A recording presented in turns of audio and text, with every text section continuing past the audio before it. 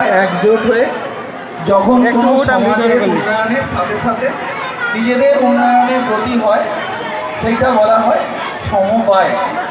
এই যে সমবায় আন্দোলন, এটা কিন্তু আজ শুরু হয়নি।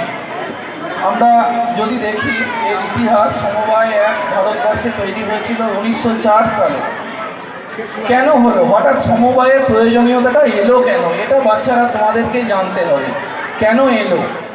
তোমরা দেখবে আজকে আমরা তোমার বাবা মায়েরা কোনো টাকা পয়সা তোমাদের পড়াশোনার জন্যে হোক, তোমাদের চিকিৎসার জন্যে হোক, দরকার পড়লে কী করে, এই যে এটাকে বলা হয়, এটা আমরা গ্রাম বাংলায় বলি সমিতি। কোথায় যাচ্ছে বাবা?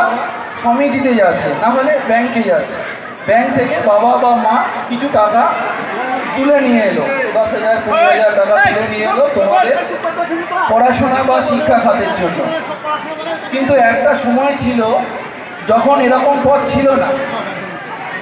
আমাদের কি করতে হতো, 10-20 হাজার টাকা লোন নিতে গেলে কি করতে হতো, মহাজনের কাছে যেতে হতো। একটা ভারী মজার লোক। কি করতে হতো, মোটামুটিভাবে বলা হতো যদি খালি হাতে লোন নেওয়া হয়, মানে কোনো কিছু না দেয়, তোমাদের যারা একটু আমাদের বাবা মা